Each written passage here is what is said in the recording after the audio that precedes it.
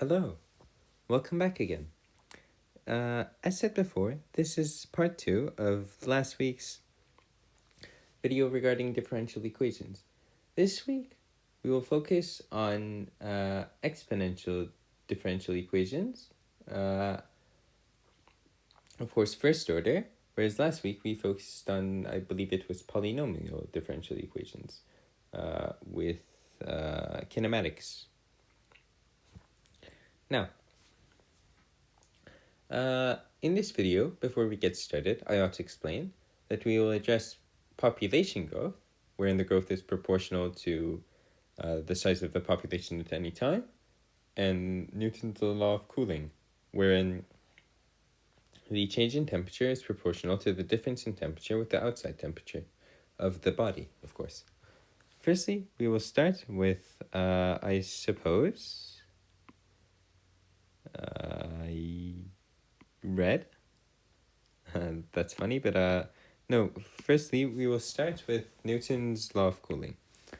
Or rather, population growth. Say we have dp over dt being the instantaneous change in population when compared to time. Of course, giving it the instantaneous part. Being the small change in population when compared to the small change in time. Being instantaneous, therefore. Now, this is equal to kp, meaning that it is proportional by some coefficient to the population at that time. Of course, these two k's referring to the same thing. Now, you may ask, how do we derive this? Well, once again, we may do it in two ways, wherein we move both k and p to the left side, or we may do as follows, where we keep k in the same spot, multiply both sides by dt, and divide both sides by p. They will yield the same result. It just depends on which one you're more comfortable with. Now, we integrate both sides. On the right side, we get kt. On the left, well, the derivative of 1 over p is simply ln of p. Ln of the absolute value, I should say. And of course, we can't forget about our constant of integration, c.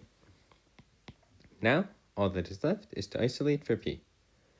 So p, and we know that p can't be negative, so we may remove the absolute value brackets. So p, or rather, we put both sides to e as well. And of course, what I said about absolute value still holds true. The power of e, both sides.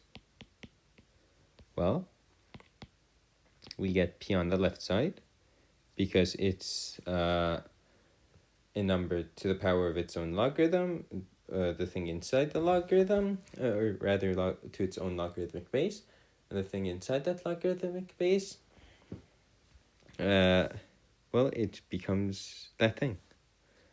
And on the right side, well, we have EC times KT, or rather e to the KT. And EC, well, we don't know what C is, so we can treat it itself as a coefficient, some random coefficient A. E, K, T. And population. Now, in essence, this is the very basic equation. And always, it is the case that at P0, well, you have A, EKT, where t is equal to 0. So you have 0. And well, e to the power of k times 0, well, that's just e to the power of 0, which itself is just 1. So you have a times 1, which is a. And as such, you can say that the initial population is a. And this almost always holds true for population questions. Not almost, but it always does, rather. And the k is essentially some coefficient indicating how fast the population will be growing. The higher the k, the more impactful the time. Let us try with an example. The initial population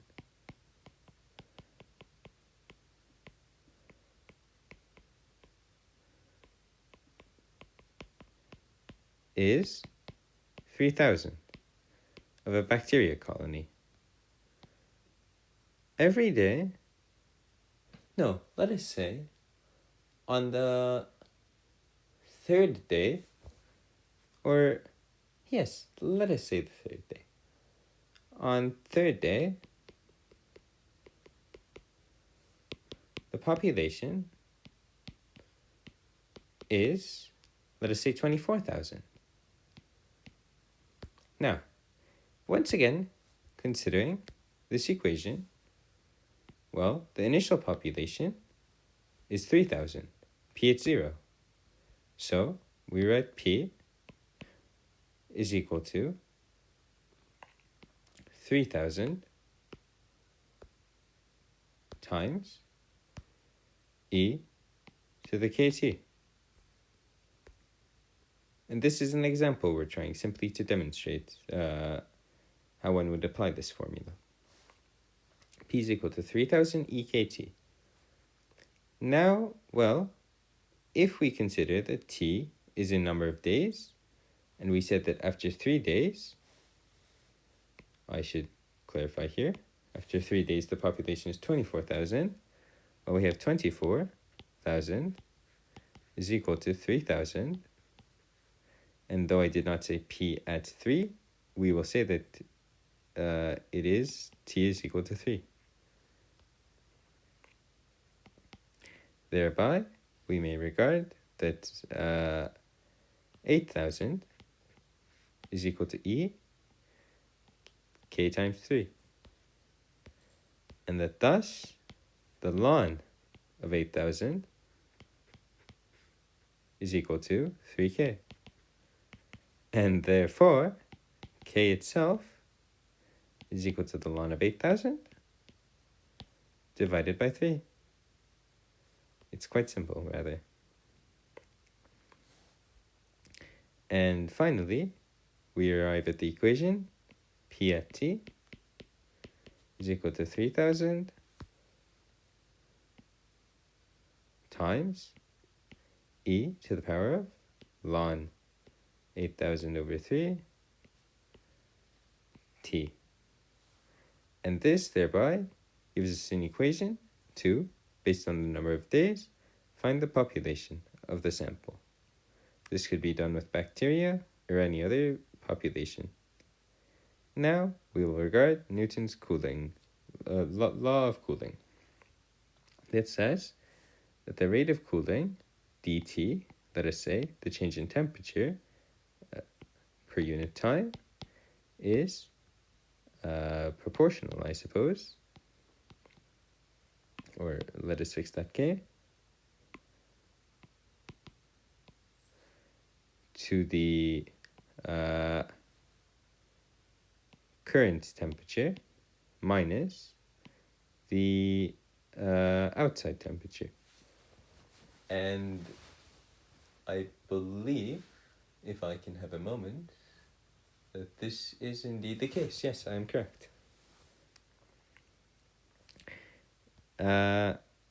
And yes, as it follows, therefore, it may be regarded that 1 over t minus t0 dt, of course we're multiplying both sides by dt and dividing both sides by t minus t0, is equal to k dt. Of course, t here being time, and on the right side being time, on the left side being temperature. Therefore, we integrate both sides, getting the following equation.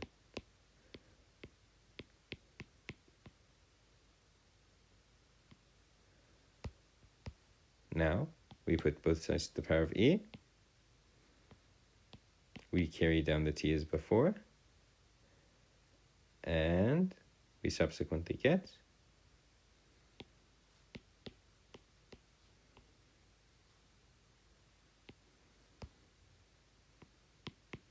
the following equation. Now, it may be regarded that the value of A, or rather, the sum of A and the sum of T0 will be the final, or will be the temperature at the time of 0. And though we could give an example, it becomes exceedingly complicated, far beyond, or not far beyond, but far beyond the limits of time. And furthermore, we can leave it as an exercise to the viewer to attempt this themselves. And I will give an example for you at the very end. Indeed, as I was saying before, t at 0, and this will in large be required to solve most of these problems, is essentially equal to A, as we know that e to the power of 0 is equal to 1, plus t of the outside.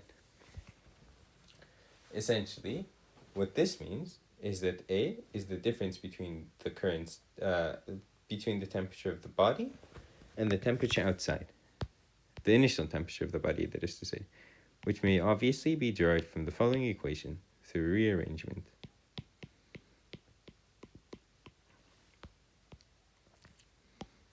Now, for the reader's own exercise, and you can follow these procedures as are outlined here to get the needed answer. In essence, you plug in the A and find the, should you have the initial temperature. Indeed, let us say that you have put a cake in a furnace at a temperature of 275, such that the cake has reached a temperature of 275 degrees Celsius, and the outside temperature is 24 degrees Celsius. Outside cake. After 10 minutes, the temperature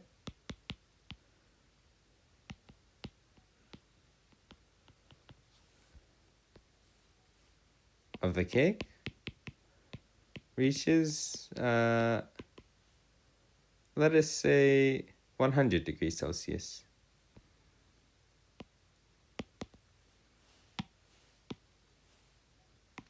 Reaches 100 degrees Celsius. What will the temperature be?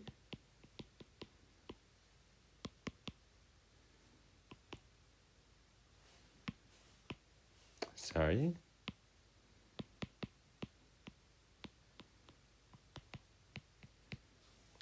B. In the 10 minutes following this.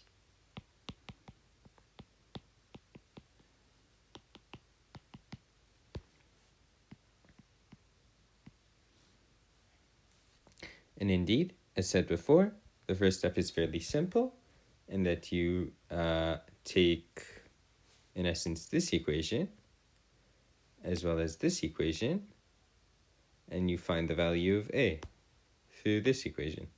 And you know t at 0 is equal to, I believe it was 275, as shown here, and the t outside is 24. So you subtract the 2 and find the value of A. And from that, I believe you should have the full equation. Thank you very much for listening. I hope you've learned something, and goodbye. Thank you.